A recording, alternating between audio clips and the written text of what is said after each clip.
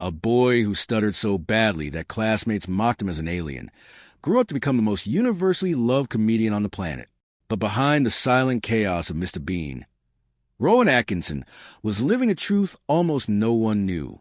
His stutter vanished only when he performed and returned the moment the camera stopped. Every episode left him emotionally drained, and every laugh came at a cost. Now at 70 years old, Rowan Atkinson is finally admitting what fans have suspected for decades about the character that made him famous, the pain he carried in silence, and why he always felt like a fraud behind the smile. Let's dive in. Rowan Sebastian Atkinson was born on January 6, 1955 in the quiet town of Connett in County Durham. He was the youngest of 4 boys, though tragedy struck before he even formed memories. His eldest brother, Paul, died in infancy, leaving Rowan with 2 surviving brothers, including Rodney, who later became an economist and nearly led the UK Independence Party. Life on the family farm was calm and disciplined, a world far removed from the silly, chaotic characters Rowan would one day create. Around age 5, Rowan developed a severe stutter that made speaking difficult and school unbearable. At Durham Chester School, the bullying was relentless. Teachers remembered him as a shy boy with an expressive face and a speech problem. Classmates went further, mocking him and even calling him an alien. One of the boys at that school was a young Tony Blair, who later recalled how harsh the teasing could be. But something remarkable happened. Whenever Rowan stepped on a stage, his stutter vanished. Performing unlocked a confidence he didn't have anywhere else, turning his greatest struggle into the foundation of his future talent.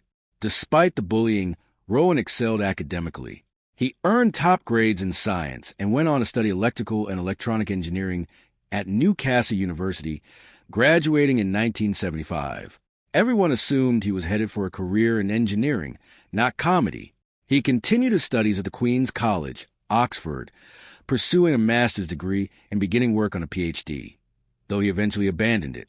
His professor later said he didn't stand out in class, but on stage, he transformed completely. Oxford was where the real shift happened.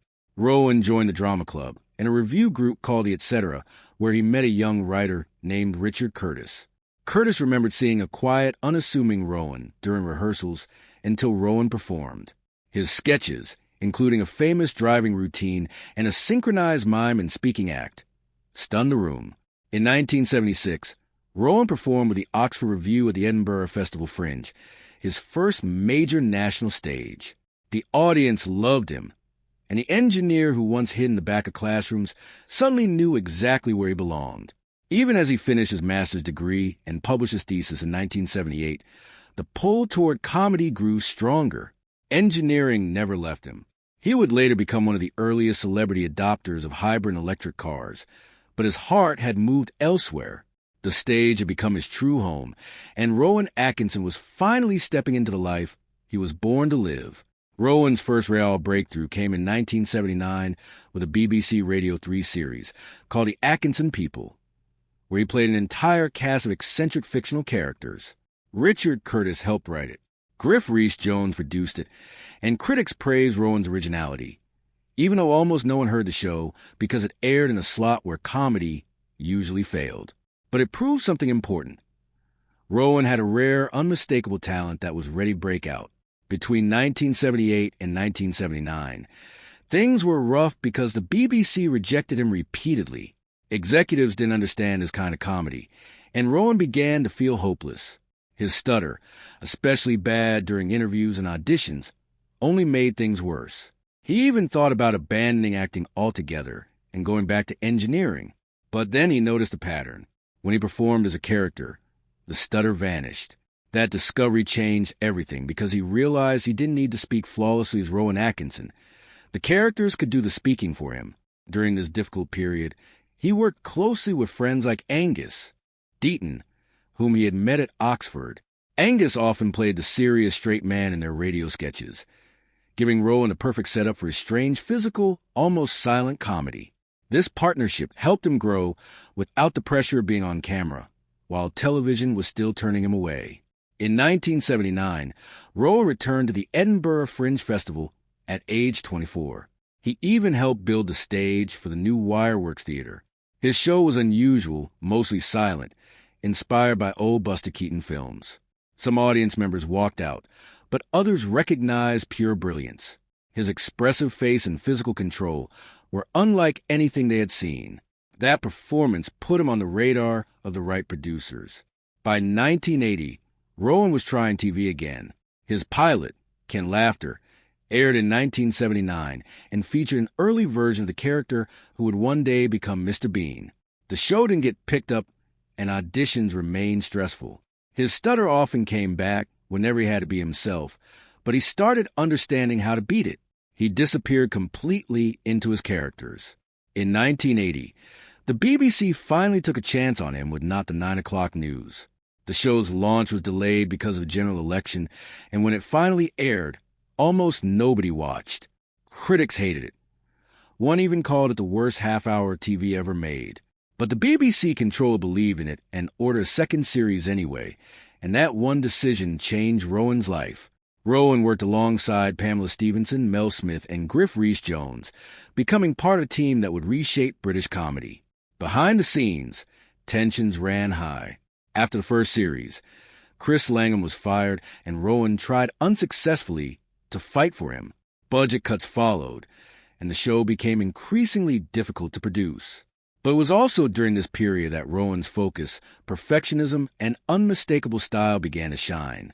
Everything changed with a single sketch, Gerald the Gorilla, where Rowan in a gorilla suit delivered a furious, brilliantly stupid outburst that instantly became iconic.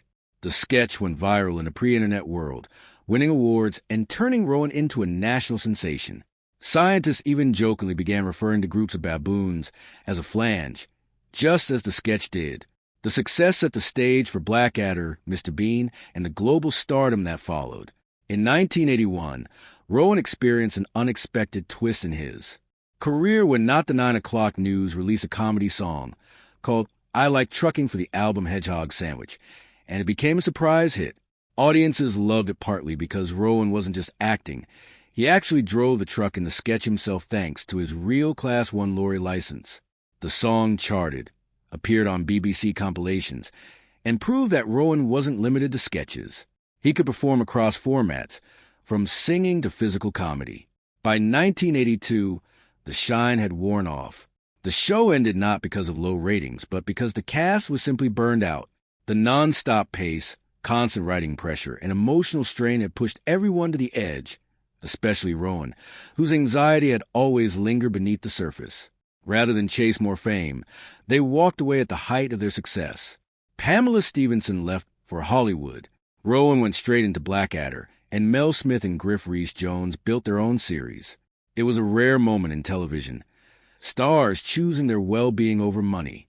Then came Rowan's next gamble, The Blackadder, which premiered on June 15, 1983. He co-created it with Richard Curtis, imagining an alternate history where Richard III survived. Rowan starred as a scheming Prince Edmund. Filmed on massive sets at Alnwick Castle, the production was expensive, plagued by bad weather, and nearly canceled because of the enormous budget.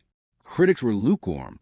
Only one thing saved it: the International Emmy it won. That award convinced the BBC to try again, but with strict budget cuts and a simpler format, and those changes transformed everything. By 1986, Blackadder 2 premiered with a new tone. Ben Elton joined the writing team, bringing sharper comedy and tighter pacing. The cast changed, too. Miranda Richardson's unhinged Queenie became an instant fan favorite, and guest stars like Tom Baker stole scenes with unforgettable performances. Edmund evolved into a razor-tongued schemer, while Baldrick shifted into the dim-witted sidekick everyone adored. At first, critics complained. One even named Rowan Wally of the Week. But audiences quickly realized this version was better. The humor was smarter, the characters richer, and the chemistry electric. Blackadder had finally found its identity, and Rowan Atkinson was becoming a legend. Blackadder Goes Forth arrived in 1989 and became something no one expected. Set in the trenches of World War I, the final season blended comedy with a sharp, emotional look at the futility of war. Rowan played Captain Blackadder alongside Hugh Laurie's upbeat Lieutenant George and Tony Robinson's lovable Baldrick. Despite initial fears that joking about World War I would be offensive, the series struck a powerful balance. It won the 1990 BAFTA for Best Comedy Series. Rowan won Best Light Entertainment Performance, and in later polls, it ranked among Britain's greatest sitcoms, second place in a 2004 BBC survey, with over 280,000 votes. The finale, where the characters charge into no man's land in slow motion, became one of the most haunting endings in TV history. Behind the scenes, the cast worked with unusual warmth and trust. Rowan, Hugh Laurie, and Stephen Fry often improvised, relying on chemistry Rowan later said could never be recreated. For him, this was the least stressful project of his career because everyone carried the weight together. Then came Mr. Bean. The first episode aired on January 1st, 1990, drawing 13.45 million viewers. Rowan had created the character years earlier at Oxford, building a near-silent figure whose comedy worked in every country. It exploded globally, sold in 245 nations, with episodes like The Trouble with Mr. Bean reaching nearly 19 million viewers in the UK alone. But while the world laughed, Rowan suffered. He admitted he found Mr. Bean emotionally exhausting because the character barely spoke, forcing him to rely entirely on physical performance and push his face and body to extremes. The strain left him drained after every shoot, and he often looked forward to filming ending. For Rowan, playing Mr. Bean wasn't joy, it was pressure. Still, the franchise grew. In 1997, the Bean movie earned over $251 million worldwide, breaking UK records before it even premiered in the US. But the success only made Rowan more tired of carrying the character. In 2002, he found relief through Mr. Bean, the animated series, because voicing the character was far easier, and the cartoon kept the franchise alive without harming his health. It flourished with younger audiences and continued producing new episodes into 2024. In 2012, Rowan returned for one final major appearance as Mr. Bean at the London Olympics. Nearly 27 million people watched in the UK and 900 million worldwide. It became one of the most viral moments of the night, but the physical performance left Rowan exhausted for weeks. Many fans now recognize that moment as Mr. Bean's true farewell. In personal life, Rowan Atkinson met Sunetra Sastry in the late 1980s, while she was working as a makeup artist on Blackadder. He even switched makeup artists just to get the chance to speak with her, something that reportedly disappointed Stephen Fry, who had hoped to ask her out himself. Rowan and Sunetra married on February 5th, 1990 in New York, with Fry as his best man. They went on to have 2 children, Lily in 1993 and Benjamin in 1995. For nearly 24 years, the marriage appeared solid, but in 2014 everything fell apart. Rowan and Sunetra separated, and their divorce was finalized in 2015. Around the same time, Rowan quietly began seeing actress Louise Ford, 27 years younger, which triggered a wave of headlines and left Sunetra devastated. Louise had left her boyfriend, comedian James Acaster, to be with Rowan, adding more fuel to the scandal. In 2017, they welcomed their daughter Isla, making him a father again at 62. One of the most dramatic moments of Rowan's life came long before any tabloid drama. In 2001, while flying with his family over Kenya, their private pilot fainted mid-flight. Rowan, who had no flight training, grabbed the controls and kept the plane steady until the pilot revived and safely landed in Nairobi.